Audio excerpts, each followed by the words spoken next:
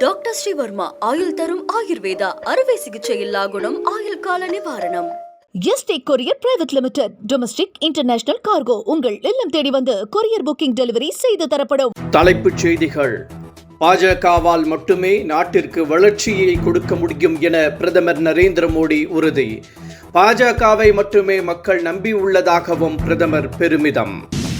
பண்ருட்டி அதிமுக முன்னாள் எம்எல்ஏ சத்யா பன்னீர்செல்வம் வீட்டில் லஞ்ச ஒழிப்பு போலீசார் அதிரடி சோதனை. வருமானத்திற்கு அதிகமாக சொத்து சேர்த்ததாக புகார். பாஜக அதிமுக தமிழகத்திற்கு இழைத்துள்ள அநீதியை ஒவ்வொரு குடும்பத்தினரிடமும் எடுத்துச் சொல்ல வேண்டும். திமுகவினருக்கு முதலமைச்சர் மு.க. ஸ்டாலின் அறிவுறுத்தல்.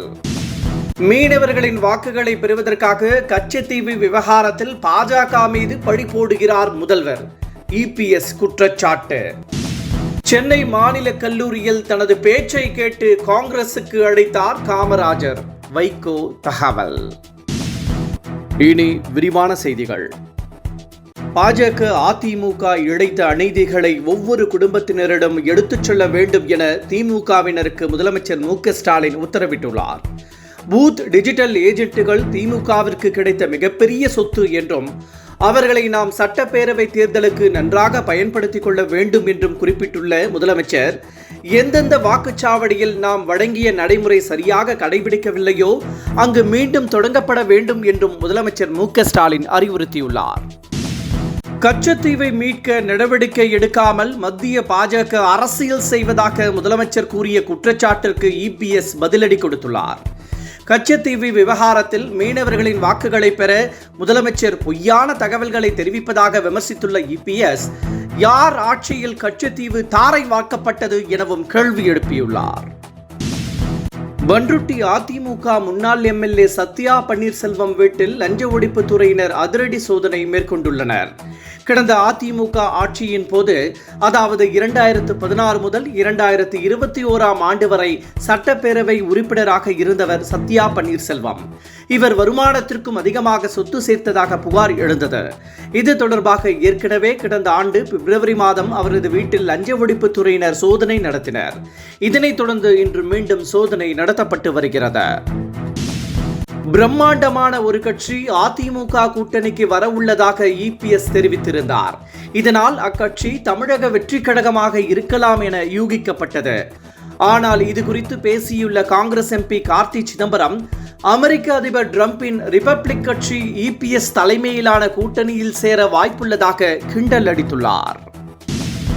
சென்னை மாநில கல்லூரியில் தனது பேச்சை கேட்ட காமராஜர் தன்னை காங்கிரஸில் இணைய அழைத்ததாக வைகோ பேசினார். தர்மபுரியில் நடைபெற்ற மதிமுக கூட்டத்தில் பேசிய அவர், மதிமுகவை ஒரு கருவியாக பயன்படுத்தி தன் மூச்சு இருக்கும் வரை தமிழக மக்களுக்கு பாடுபட்டு கொண்டே இருப்பேன் என தெரிவித்தார். காமராஜர் குறித்து திமுக எம்பி திருச்சி சிவா கூறிய கருத்து சர்ச்சையை ஏற்படுத்தியுள்ள நிலையில் காமராஜர் தன்னை காங்கிரசுக்கு அழைத்ததாக வைகோ கூறியிருப்பது குறிப்பிடத்தக்கது. தமிழ் கூறும் நல்லுலகின் வரலாற்று தனிப்பெரும் நாள் இன்று என முதலமைச்சர் மு.க. ஸ்டாலின் பெருமிதம் தெரிவித்துள்ளார். பேரறிஞர் அண்ணா முதலமைச்சராக இருந்தபோது தாய்நாட்டிற்கு தமிழ்நாடு என பெயர் சூட்டி மகிழ்ந்தார். கடந்த 1967 ஜூலை மாதம் 18ஆம் தேதி இந்த நிகழ்வு நடைபெற்றது. இது குறித்து குறிப்பிட்டுள்ள முதலமைச்சர், ஆண்டாண்டு காலமாய் நெஞ்சில் சுமந்த கனவு நினைவான நாள் இன்று என்றும், அதுவரை இல்லாத சிறப்பாய் தாய் நிலத்திற்கு அண்ணா பெயர் சூட்டி தமிழ்நாடு என 3 முறை சட்டப்பேரவையில் முழங்கினார் என்றும், அப்போது உறுப்பினர்கள் விண்ணதிர ஓசை எழுப்பினர் என்றும் முதலமைச்சர் நினைவு கூர்ந்தார். சத்தீஸ்கர் முன்னாள் முதலமைச்சர் பூபேஷ் பாகல் மற்றும் அவரது மகன் சைத்தன்யா பாகல் ஆகியோரது வீடுகளில் அமலாக்கத்துறை அதிகாரிகள் இன்று சோதனை நடத்தி வருகின்றனர். தூர்க் மாவட்டத்தில் பிலாய் நகரில் உள்ள வீட்டில் இந்த சோதனை நடைபெற்று வருகிறது. மதுபான கொள்கை முறைகேடு புகாரில் பூபேஷ் பாகல் மீது வழக்கு பதிவு செய்யப்பட்டுள்ளது. ஏற்கனவே அவரது வீட்டில் 2 முறை சோதனை நடத்தப்பட்டது குறிப்பிடத்தக்கது. நாமக்கல் பள்ளிப்பாளையத்தில் தனியார் மருத்துவமனையில் 10 லட்சம் ரூபாய் பேரம் பேசப்பட்டு ஏழை எளிய மக்களின் சிறுநீரகம் திருடப்பட்ட சம்பவம் பேரதிர்ச்சியை ஏற்படுத்தியுள்ளது.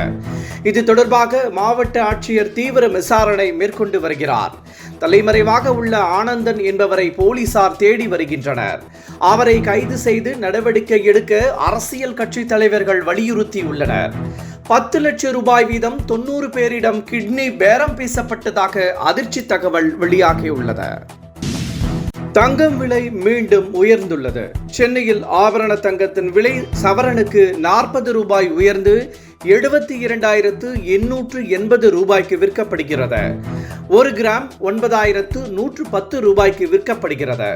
வெள்ளியின் விலை கிராமிற்கு 1 ரூபாய் உயர்ந்து 125 ரூபாய்க்கு விற்கப்படுகிறது. பார் வெள்ளி 1 கிலோ 1,25,000 ரூபாய்க்கு விற்பனை செய்யப்படுகிறது. இத்துடன் இந்த செய்திகள் நிறைவடைகின்றன. மீண்டும் மாலை 5 மணிக்கு சந்திக்கலாம். வணக்கம். என்றும் உங்களுடன் மை இந்தியா. முக்கிய செய்திகளை உடனுக்குடன் தெரிந்து கொள்ள சப்ஸ்கிரைப் பண்ணுங்க, பெல் பட்டனை பிரஸ் பண்ணுங்க. என்றும் உங்களுடன் மை இந்தியா. டாக்டர் ஸ்ரீவர்மா ஆயுள் தரும் ஆயுர்வேதா அறுவை சிகிச்சை இல்லா குணம் ஆயுள் கால நிவாரணம். Yesterday courier private limited domestic international cargo உங்கள் இல்லம் தேடி வந்து கொரியர் புக்கிங் டெலிவரி செய்து தரப்படும்.